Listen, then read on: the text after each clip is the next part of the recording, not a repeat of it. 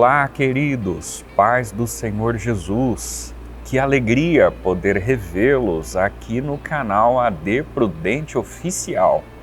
Este que é o veículo da Assembleia de Deus Ministério do Belém em Presidente Prudente.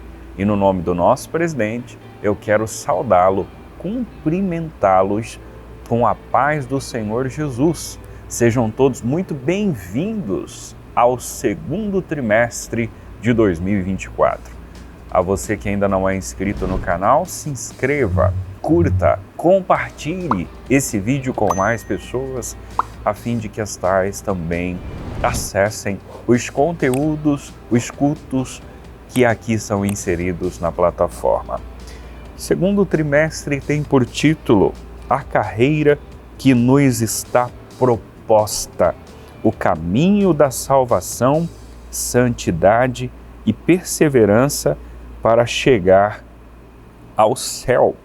Comentarista dessa lição, desse trimestre, é o pastor Osiel Gomes.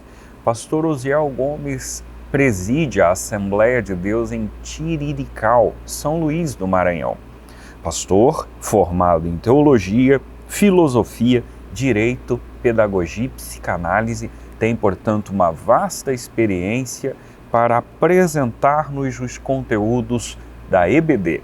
Esperamos ter você conosco para encontros produtivos, profícuos e de crescimento e desenvolvimento na Palavra de Deus. Pois bem, eu quero convidá-los para estudarmos juntos a primeira lição do segundo trimestre, o início da caminhada. O texto áureo está em João, capítulo 3, verso 3, que diz: Jesus respondeu e disse-lhe: na verdade te digo que aquele que não nascer de novo não pode ver o reino de Deus. A verdade prática afirma que o novo nascimento marca o início da jornada do crente em Jesus Cristo. A leitura bíblica em classe se pauta no Evangelho conforme João, o capítulo é o de número 3 e os versículos contemplam de 1 a 8. E para introduzir e de igual forma dialogar o primeiro assunto de hoje, falando sobre a caminhada com Cristo, eu convido o caríssimo amigo pastor William Enoque. Obrigado, pastor Diego. A paz do Senhor Jesus. Que bom retornarmos agora ao nosso segundo trimestre de 2024. Eu quero agradecer a Deus pela sua vida, quero cumprimentá-la com a paz do Senhor Jesus. E vamos estudar então o primeiro tópico, a caminhada com Cristo. Nós que reconhecemos o Senhor como Salvador da nossa alma, aprendemos, que fomos presenteados, fomos aceitos por Cristo, na verdade.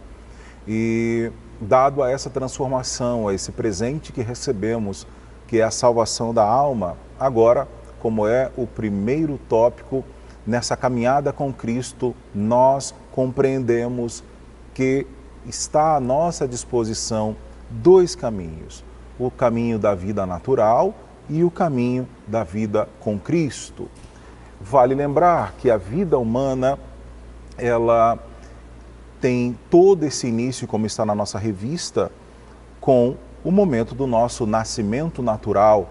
Inicia-se ali a nossa história e se você parar para refletir quantas pessoas nasceram no mesmo dia que nós, quantas pessoas que ao longo da jornada, vários imprevistos puderam acontecer e muitos já foram recolhidos ou perderam a vida.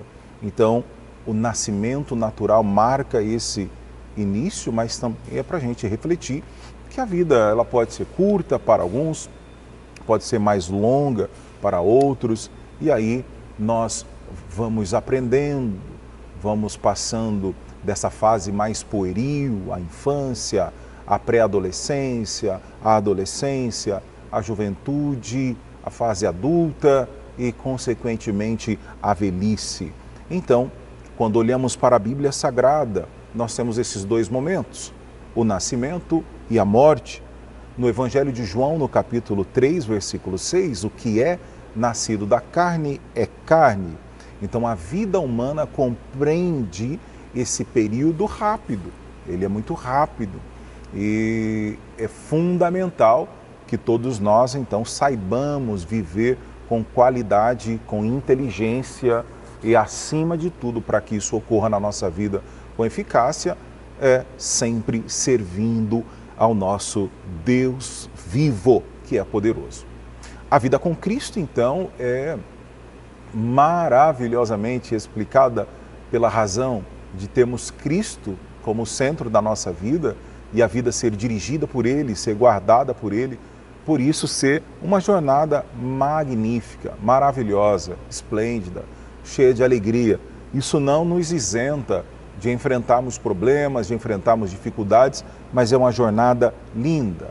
Porque quando então temos um encontro com Cristo, a partir daí começa uma nova história na nossa vida. A vida velha fica para trás, agora temos uma vida de alegria, de felicidade, a plenitude no Espírito. Nós cremos nisso.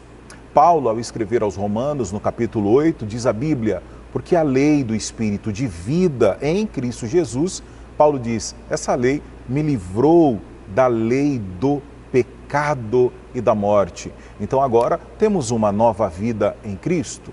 É natural que nessa nova vida desfrutamos também de novos propósitos, desfrutamos também de alegria, de um pensamento não apenas para essa vida terrena, passageira, mas para a vindoura. E Cristo vai nos preparando, nos garantindo essa viva esperança. Então a vida com Cristo não é uma vida que se resume somente a este período, esta passagem aqui na terra. Nós agora, como filhos de Deus, vamos caminhando, nos preparando, sendo moldados, sendo transformados até atingir a estatura de varão perfeito.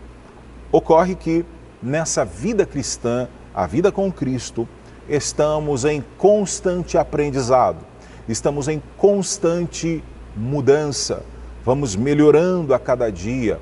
Também no capítulo 12 aos Romanos, você conhece, a Bíblia diz: não vos conformeis com este mundo, mas, porém, todavia, entretanto, transformai-vos. Seja transformado, transformai-vos pela renovação do vosso entendimento. E olha que garantia e que coisa linda, para que todos experimenteis qual seja a boa, qual seja a agradável e qual seja a perfeita vontade de Deus. Nessa vida, então agora, que é uma jornada maravilhosa, que temos novos propósitos, uma vida com novo pensamento, com uma viva esperança, nós recebemos o direito, o privilégio, e olha que sem merecer, somos agora chamados de filhos de Deus.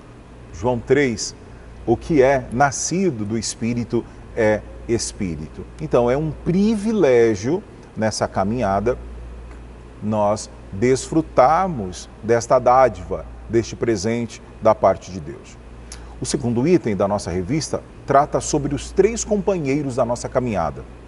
É tão lindo perceber que quando então recebemos Jesus como Salvador, Ele é Senhor e Salvador da nossa alma, Deus passa a ser o nosso Pai, porque somos instruídos por Ele, somos guiados por Ele e somos fortalecidos no Senhor. Somos preservados pelo Senhor, somos tratados por Ele. E aí temos um relacionamento de pai e filho. O seu Filho, Jesus Cristo, que nos concede sempre a vitória contra o pecado, que nos concede a vitória contra todos os males. Paulo escreveu sobre isso. Graças a Deus. Ele, o Senhor Deus, nos dá a vitória por nosso Senhor Jesus Cristo. Então essa jornada, esta caminhada cristã, ela é acompanhada pela presença de Deus. Temos e desfrutamos da companhia do Senhor. E por que Ele fez tudo isso pela minha e pela sua vida? Primeiro, e você já sabe disso, é porque Ele nos ama. O amor de Deus nos constrange. O amor de Deus nos faz refletir o quão pequenos somos, o quão dependentes somos e, por consequência, quão grande é o nosso Deus. É o amor de Deus porque Ele nos concedeu a vida. É o texto áureo da Bíblia. Deus amou o mundo de tal maneira que entregou, que ofereceu, que doou, que entregou o seu Filho unigênito, para que todo aquele que nele crê não pereça, mas tenha vida eterna. Esse amor não tem medida, este amor não tem restrições, ele ama o mais vil pecador, ele abomina o pecado, mas Deus ama o pecador. Este relacionamento, então, de pai e filho, nos conduz também em segurança para o seu reino celestial. Como, pois, recebestes o Senhor Jesus Cristo, assim também andai nele, arraigados, andai nele edificados e confirmados na fé, assim como foste ensinados, crescendo em ação de graças. Colossenses capítulo 2, versículos 6 a 7. Olha o privilégio que temos em servir a Cristo e como a jornada da fé, a caminhada com Cristo, ela é sustentada pela presença inigualável do Senhor ao nosso lado. E é tão rico entender sobre isso, estudar sobre isso, porque é o aspecto também motivador para que possamos trilhar esse caminho. Não titubear, não cochear em dois pensamentos, mas entender que servimos a Cristo para morarmos no céu. Agora, não menos importante, mas também solucionador, maravilhoso, é a presença do Divino Espírito Santo, da presença do amigo do noivo, o Espírito Santo de Deus que está conosco. E o Espírito Santo, ele é o nosso consolador, ele é o nosso auxiliador. E como consolador, ele é aquele que nos encoraja, ele é o encorajador. Lembra do texto? Aquele consolador, Evangelho de Jesus, escrito por João no capítulo 14, versículo 26. Mas aquele consolador, o Espírito Santo, que o Pai enviará em meu nome, ele vos ensinará todas as coisas e vos fará lembrar de tudo quanto vos tenho dito. Então, é pela presença de Deus na nossa vida, o Deus que nos resgatou, que nos amou tanto, que enviou Jesus, o seu Filho amado, para estar conosco. E Jesus, então, nos garante a presença do encorajador, do auxiliador, do amigo Espírito Santo, do Consolador.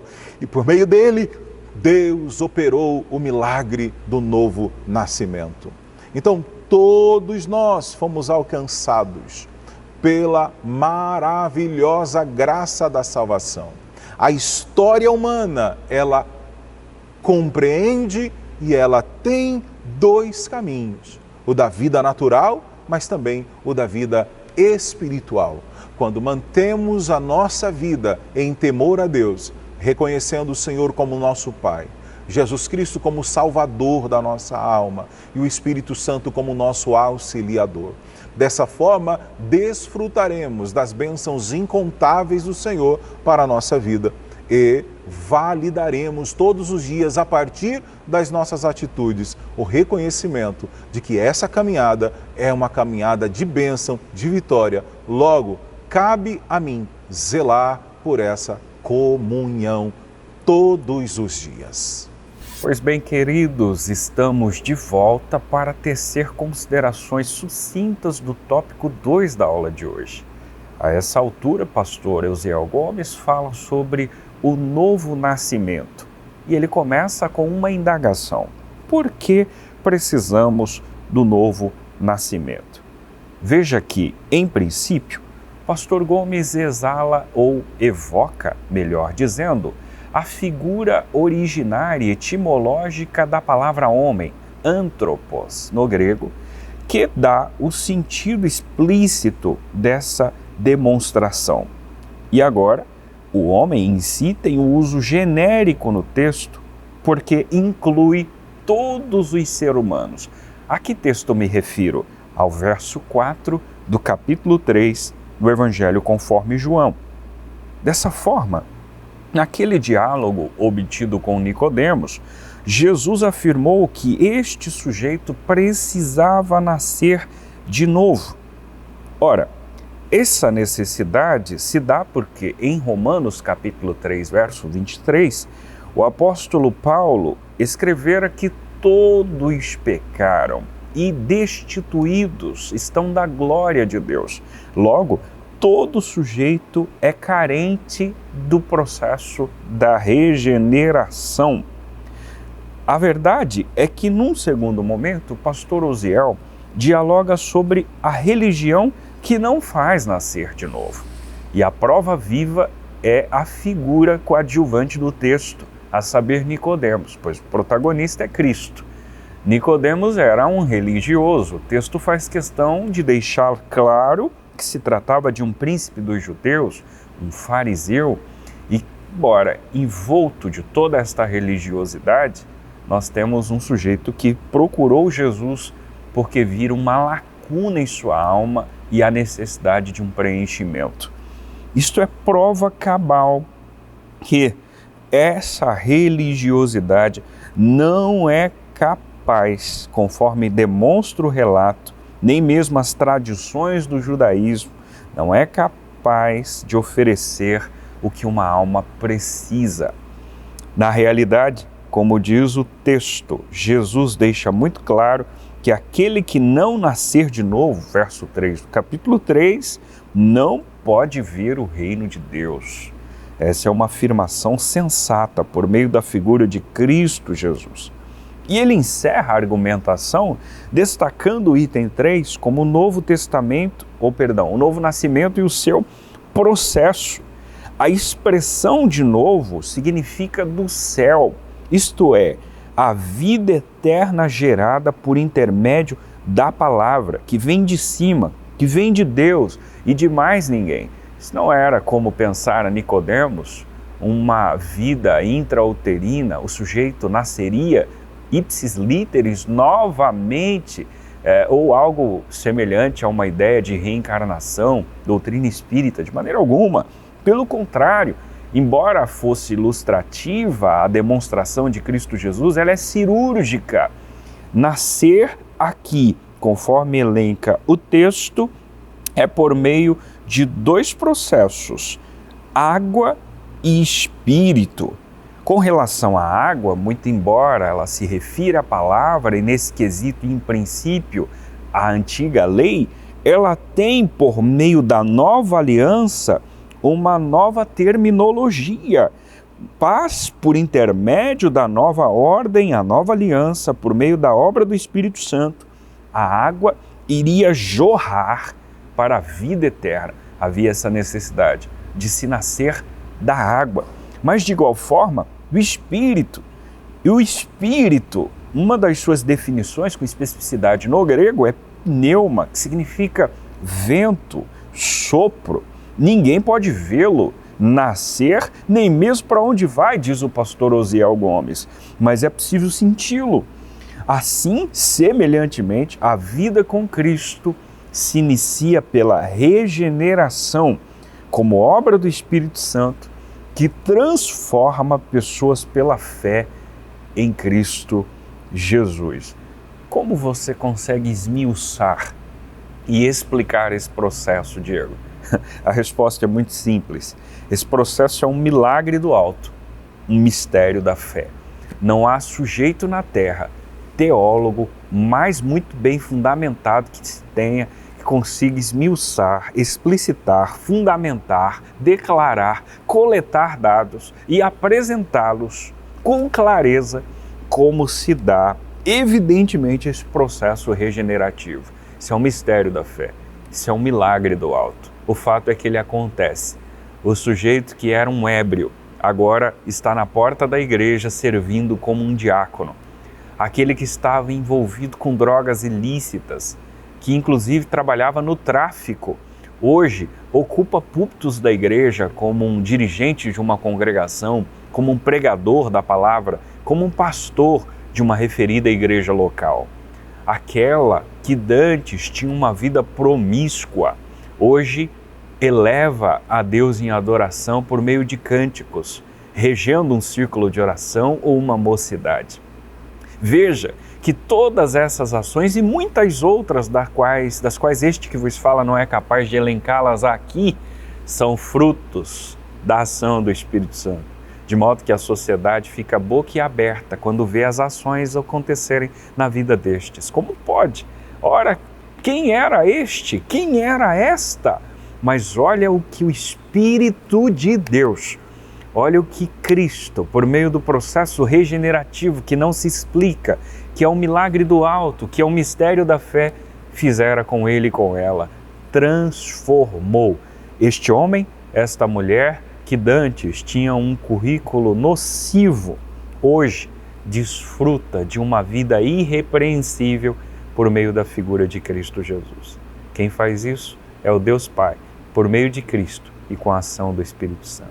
O terceiro tópico da lição de hoje, o Novo Testamento e a caminhada de fé do cristão. O conceito do Novo Testamento como escritura é um processo gradual na vida da igreja. No início não era reconhecido, não era visto como um livro, era apenas como uma unidade que fazia a diferença entre a lei, a antiga aliança, e o evangelho, agora a nova aliança, com o cumprimento pleno em Cristo Jesus. Mas o próprio apóstolo Paulo, no capítulo 4, aos Gálatas, escreve: mas, vindo a plenitude dos tempos, Deus enviou o seu Filho, nascido de mulher, nascido sob a lei. É claro, os leitores da Bíblia entendem, o Senhor não veio para abrogar a lei. Ele é quem diz: eu vim para cumpri-la. Segundo aos Coríntios, capítulo 3, versículo 6, o qual nos fez também capazes de ser ministros de um novo testamento, não da letra, mas do Espírito, porque a letra mata e o Espírito vivifica. Então a palavra aliança aqui tem o sentido de ordenação, de uma dispensação, né, da economia da salvação, e o Antigo e o Novo Testamento formam as Escrituras Sagradas para o cristão.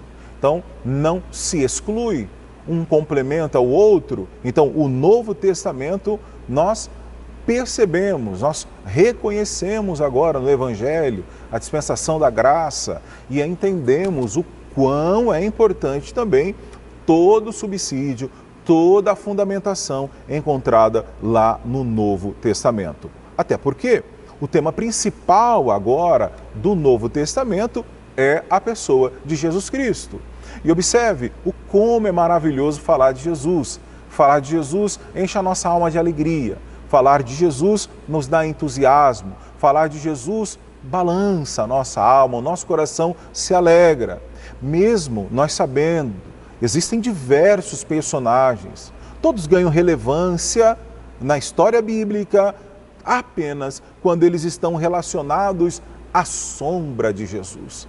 Então, toda mensagem, ela pode ser muito bem, ter um sermão muito bem elaborado, ter um cuidado hermenêutico, homilético muito apurado. Mas se essa mensagem não for cristocêntrica, não estiver centrada no plano da salvação, não exaltar a Cristo, será algo vazio.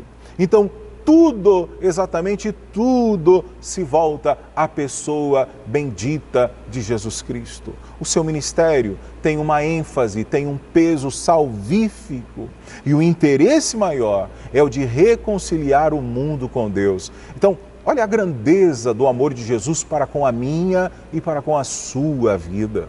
Ele sempre interessado em nos melhorar, em nos aperfeiçoar, em alcançar o homem perdido, em resgatar o mais vil pecador. Mateus capítulo 1, ele dará luz a um filho, e ela lhe dará luz a um filho. Porás o nome de Jesus, porque ele salvará o seu povo dos seus pecados. Eis que a Virgem conceberá e dará à luz a filho, e ele será chamado pelo nome de Emanuel, que traduzido é Deus conosco. Então, a pessoa bendita de Jesus é a nossa maior referência, é o nosso alvo. Jesus, sempre Jesus, é o centro aqui do Novo Testamento e é em Cristo Jesus que depositamos, é nele, depositamos a nossa inteira confiança. Qual é, então, a importância do Novo Testamento na caminhada do cristão? Nós não excluímos, de maneira nenhuma, não reduzimos o valor do Antigo Testamento. O Antigo Testamento tem grande importância para o povo de Deus. Jesus o dividiu em 3 categorias que apontavam para a sua pessoa: a lei, os profetas e os escritos. Está escrito lá: e disse-lhes: são estas as palavras que vos disse, estando ainda convosco. Convinha que se cumprisse tudo o que de mim estava escrito na lei de Moisés, nos profetas e nos salmos. Isso está em Lucas 24, versículo 44. Todo cristão deve começar a jornada da fé pelo Novo Testamento, porque reflete aqui para este cristão o desenvolvimento da revelação divina. Traz agora essa compreensão e envolvimento da vida e do ministério de Jesus, onde se desdobra todo o plano de salvação, o amor de Cristo Jesus pela humanidade, o resultado após a ação salvífica por intermédio de Cristo Jesus na vida de inúmeras pessoas. Então, no Antigo Testamento, nós temos a promessa. No Novo Testamento, nós temos o cumprimento dessa promessa. Havendo Deus antigamente falado muitas vezes e de muitas maneiras aos pais pelos profetas, a nós falou-nos nesses últimos dias pelo Filho, a quem constituiu herdeiro de tudo, porque quem fez também o mundo. É maravilhoso. É tão lindo, Hebreus capítulo 1, é tão lindo quando olhamos para a palavra de Deus e percebemos, né? No Novo Testamento, nós temos aqui a consumação do plano do Pai em Jesus Cristo. Para qual propósito? Para que o ser humano fosse reconciliado com Cristo e iniciasse assim uma jornada de fé. É para isso que Jesus veio, para nos resgatar. É para isso que o Senhor Jesus nos salvou, para mostrar que Ele não está interessado no nosso passado, as mazelas que cometemos, mas Ele veio para nos dar a oportunidade de escolher o nosso futuro. Então, por isso que é bíblico, quando nós nos rendemos a Cristo, quando nós nos entregamos a Cristo. A Bíblia de Estudo Pentecostal diz que Cristo é o fio que passa por todas as Escrituras, o tema central que une todas as pessoas. Os que querem conduzir-se na jornada cristã para o céu precisam viver os ensinos neotestamentários. É o que diz o comentarista da lição. Então, que você aproveite esse trimestre, que eu possa aproveitar esse trimestre e reconhecer que a jornada cristã ela é validada pela palavra de Deus e o Novo Testamento, ele é esse documento cristão que deve fazer parte do início da nossa caminhada, durante a nossa caminhada, porque ele revela todo o plano da salvação de Deus, esse presente que recebemos da parte do Senhor Jesus. Muito bem, queridos, com alegria no coração, nós estamos findando a primeira lição do novo trimestre. Foi um prazer recebê-la aqui no nosso canal, AD Prudente Oficial. Eu quero considerar o que o pastor Osiel traça como argumento conclusivo. A jornada com Cristo tem início no novo nascimento. Olha só, Paulo apóstolo, na altura do capítulo 5, verso 17, da segunda carta aos Coríntios, dissera: se alguém está em Cristo, nova criatura é. Veja que, de fato, ali, naquele momento em que nós temos um encontro com Jesus, há evidentemente um novo nascimento. Essa jornada se estende por meio de uma longa peregrinação, segundo o pastor Gomes, que vai atingir um relacionamento perfeito com Jesus. E ao longo dessa peregrinação, assegura o autor, nós temos a presença afirmada da Santa Trindade.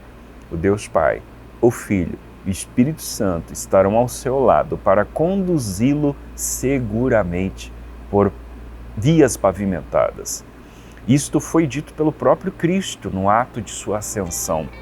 Capítulo 20 do Evangelho, capítulo 28, melhor dizendo, do Evangelho conforme escreve Mateus, você percebe que ele assegura dizendo: eis que eu estou convosco todos os dias, até a consumação dos séculos. Pois bem, até que os séculos se consumam, nós temos seguramente a presença da pessoa bendita de Cristo Jesus. Pois bem, dessa forma, eu encerro com você o encontro de hoje, mas fica de pé um convite. Caso Cristo não volte e nos dando saúde, querendo Deus, nos veremos no próximo programa. Que o Senhor te abençoe.